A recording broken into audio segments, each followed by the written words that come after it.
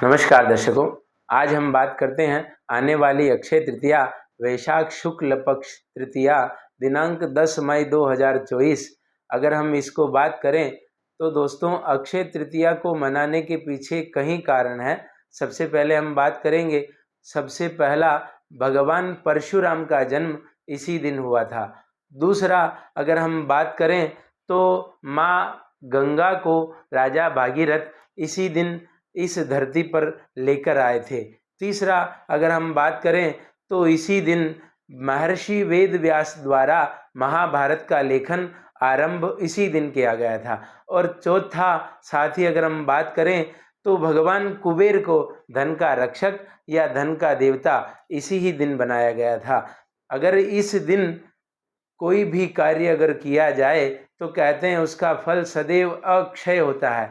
अक्षय का मतलब जिस चीज का फल कभी भी समाप्त ना हो। चाहे अगर हम अच्छा कर्म करें तो उसका सदैव अच्छा फल हो, और अगर हम बुरा कर्म करें तो उसका सदैव बुरा फल रहेगा, वह कभी भी समाप्त नहीं होगा।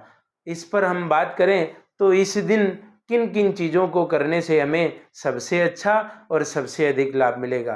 पहला, इस दिन भगवान विष्णु का पूजा सबसे अधिक और सबसे उत्तम लाभदायक है।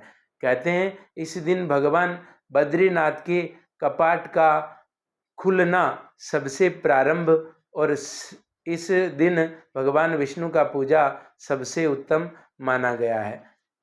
दूसरा अगर हम बात करें तो इसी दिन सोने और चांदी को अगर खरीदा जाए घर के लिए तो वो सबसे उत्तम और सबसे सर्वोत्तम कहा गया है। तीसरा अगर हम बात करें तो इस दिन किसी भी भूमि पर गृह निर्माण आरंभ करना सबसे उत्तम माना गया है, और इसी दिन विवाह करना भी सर्वोत्तम माना गया है।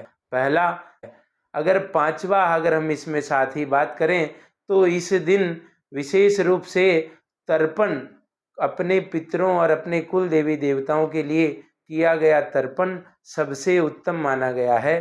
साथ ही साथ इस दिन के लिए हम विशेष रूप से बात करें तो अपने घर की तिजोरी में नाग केसर और शहद विशेष रूप से रखना चाहिए, और इस दिन रखा गया नाग केसर और शहद विशेष रूप से माँ भगवती, माँ लक्ष्मी की कृपा सदैव बनाए हुए रखता है। और सर्वोत्तम इसमें एक बात और कही गई है कि इस दिन अगर आप किसी भी चीज़ों से लेकर परेशान हैं, किसी भी लोगों से लेकर अगर परेशान हैं, किसी रोग से अगर आप परेशान हैं, तो विशेष रूप से इस दिन राम रक्षा स्तोत्र का पाठ करने से आपको सबसे उत्तम और सर्वोत्तम लाभ मिलेगा। और घी का दीपक जलाकर भगवान राम का राम रक्षा स्तोत्र का पाठ करें, और साथ ही साथ भगवान राम को तुलसी अर्पण अवश्य करें, जिससे आपके जीवन के सारे कष्ट और सारे विघ्न समाप्त होंगे, और भगवान राम की ऐसी कृपा होगी कि जिन जिन समस्याओं को लेकर समस्या आपको बन रही थी वह पूर्ण रूप से आपके लिए समाप्त हो जाएगी। जय श्री कृष्णा, राधे राधे।